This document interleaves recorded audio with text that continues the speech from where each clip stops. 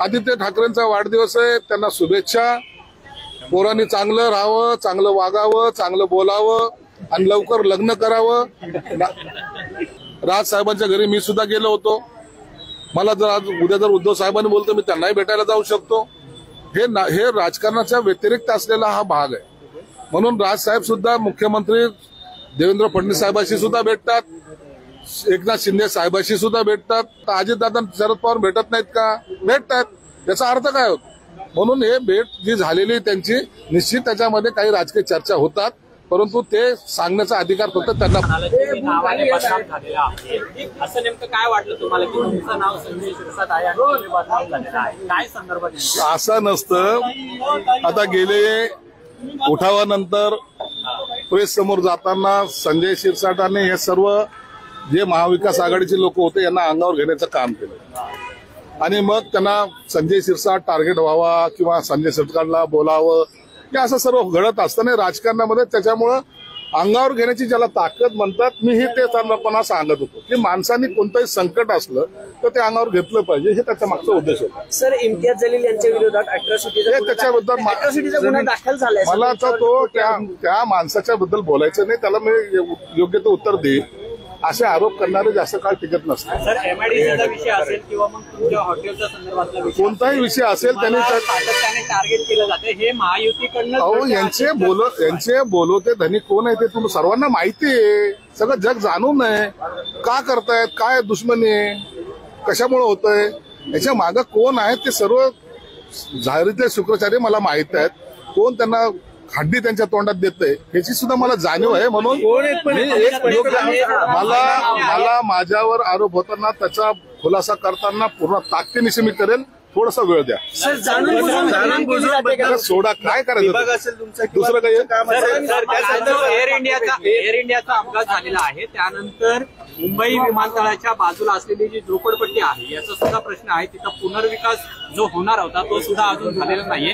भविष्यामध्ये अहमदाबाद सारखी घटना सुद्धा मुंबईमध्ये तिथं घडू शकते. तर काय उपाययोजना केल्या पाहिजे सरकारकडनं? तुम्ही काय प्रयत्न? काल विमानाची जी काही दुर्घटना झाली ती सगळ्या भारताला, देशातल्या प्रत्येक नागरिकाला जाणीव करून देणारी होती, त्यांचं मन हेलवणारी होती.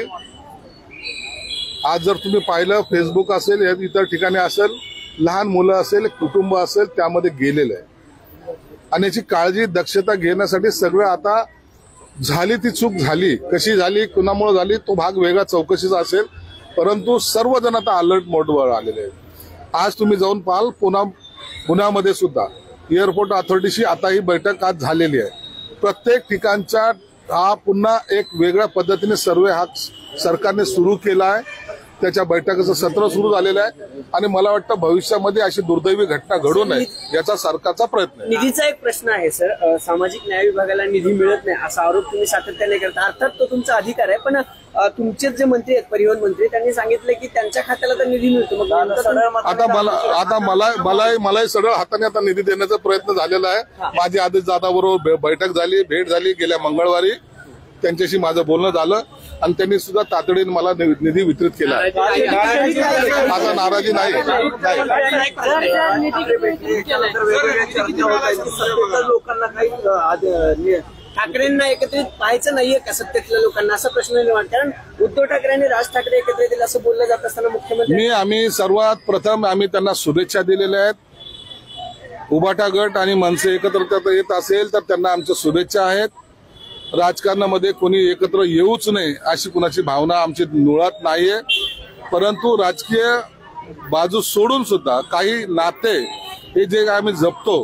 राज साहेबांच्या घरी मी सुद्धा गेलो होतो. मला जर आज उद्या जर उद्धव साहेबांनी बोलतो मी त्यांनाही भेटायला जाऊ शकतो. हे राजकारणाच्या व्यतिरिक्त असलेला हा भाग आहे. म्हणून राज साहेब सुद्धा मुख्यमंत्री देवेंद्र फडणवीस साहेबांशी सुद्धा भेटतात, एकनाथ शिंदे साहेबांशी सुद्धा भेटतात.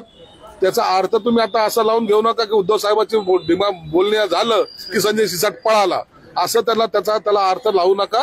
मी राजकारणामध्ये सर्व आता अजितदादा शरद पवार भेटत नाहीत का? भेटतात. याचा अर्थ काय होतो? म्हणून हे भेट जी झालेली त्यांची निश्चित त्याच्यामध्ये काही राजकीय चर्चा होतात, परंतु ते सांगण्याचा अधिकार फक्त त्यांना प्राप्त होतो. साहेब, आदित्य ठाकरेंचा वाढदिवस आहे आज. आदित्य ठाकरेंचा वाढदिवस आहे, काय शुभेच्छा द्याल?